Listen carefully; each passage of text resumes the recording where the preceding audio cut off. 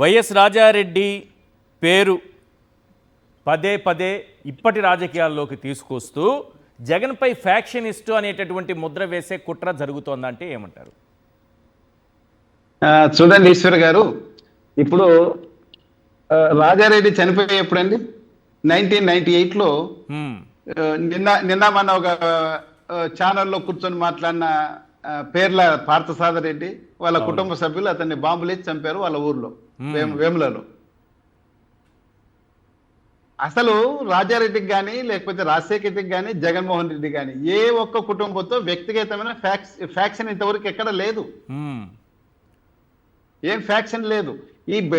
ఈ పేర్ల పార్థసారథి కూడా తన మీద ఎప్పుడో 2 సంవత్సరాల కిందట కొల్లేటిపల్లె వాసులు ఆ సీఎం మండలంలో మండల రాజకీయాల్లో భాగంగా వ్యక్తిగతంగా అతని మీద అటాక్ చేస్తే 2 సంవత్సరాల తర్వాత జస్ట్ అసెంబ్లీ ఎలక్షన్స్ ముందు రాజారెడ్డి గారి మీద అటాక్ చంపారు, డిస్టర్బ్ చేయాలని. ఏ విధంగా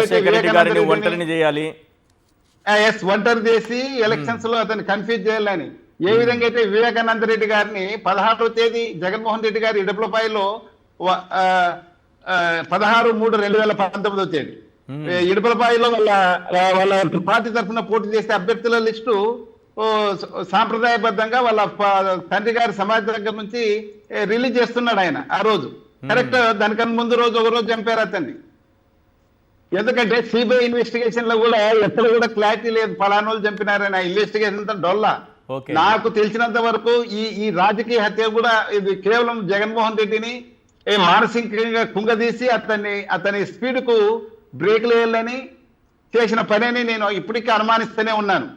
ఎందుకంటే వివేకానంద రెడ్డి మర్డర్ కేసులో సినాఫ్ అఫెన్స్ దొరికిన 4 ఫింగర్ ప్రింట్స్ ఏవైతే బాత్రూమ్ లో ఉన్నాయో ఆ ప్రింట్స్ ఇంతవరకు ఎక్కడ టాలీ కాలేదు. ఎవరైతే ఇంట్లో పోయి చంపినామని ఒక అబద్ధం స్టేట్మెంట్ ఇస్తున్నాడో దస్తగిరి, అతనికి సంబంధించిన కానీ అతనితో పాటు 4 ఉన్నామని చెప్తే ఆ 4 ఫింగర్ ప్రింట్స్ కూడా టాలీ కాలేదు అది.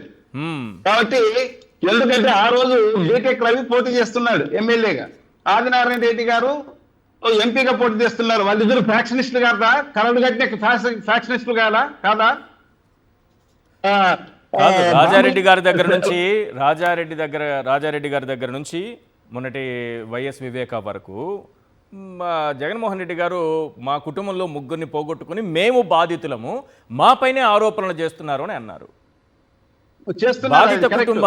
బాధిత కుటుంబాన్ని దోషులుగా నిలబెట్టే ఒక కుట్ర జరుగుతోంది అనుకోవచ్చా?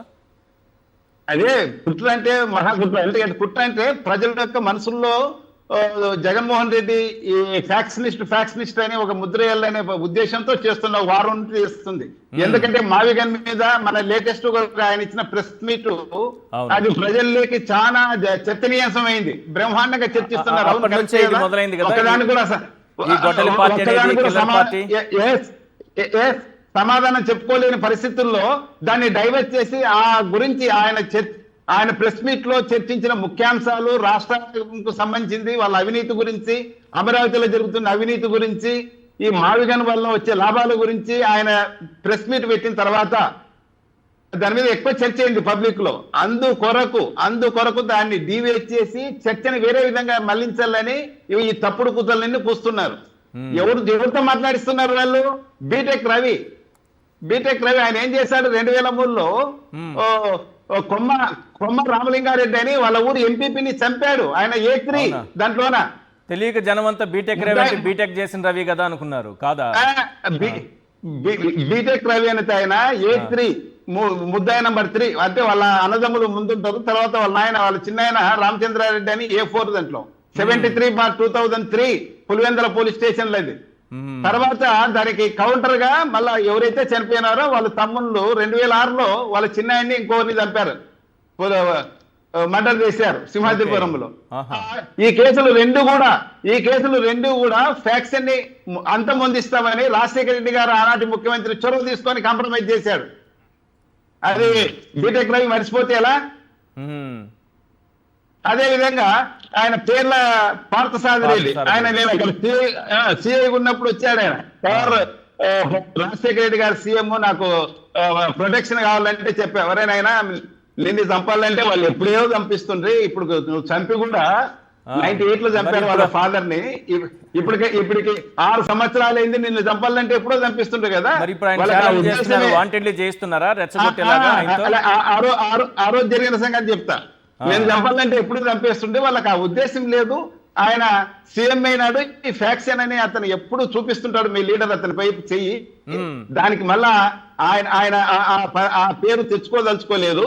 కానీ నిన్ను చంపాలంటే ఏ పార్టీ వాళ్ళే అంతమందించి అది వాళ్ళ మీద ఇస్తారా నాయన, నువ్వు ఈ ఊర్లో ఉండొద్దు నువ్వు అంటే. ఆయనకు 5,000 అప్పు, నాతో 5,000 తీసుకొని డబ్బు తీసుకొని అప్పు ఏదో అవసరం ఉందని పాపము. అప్పుడు ఆయన భార్య ఊరికి వెళ్ళారు, యలనూరు మండలంలో కృష్ణాపురం అని. ఆయన భార్య ఊర్లో పోయి 5 సంవత్సరాలు ఉన్నాడు. Yes. నేనేం సలహా ఇచ్చే అంటే, నువ్వు ఇక్కడ ఉంటే నిన్ను తీరిపోలే మర్డర్ చేస్తారు, చేసి రాసేకడి చూడి ఫ్యాక్టరీస్ట్ అని అంటారు అని చేసేకి ఆ ఉద్దేశంతో నిన్ను చంపుతారు. ఆయన ఇల్లు వైఎస్ఆర్ వాళ్ళు చంపరు నిన్ను, మీ పార్టీ వాళ్ళే చంపుతారు, ఊరిసిపోయి ఊరిసిపోయి ఒప్పోయాడు నా మాట అతను. రైట్ అది వాళ్ళ హిస్టరీ. ఎస్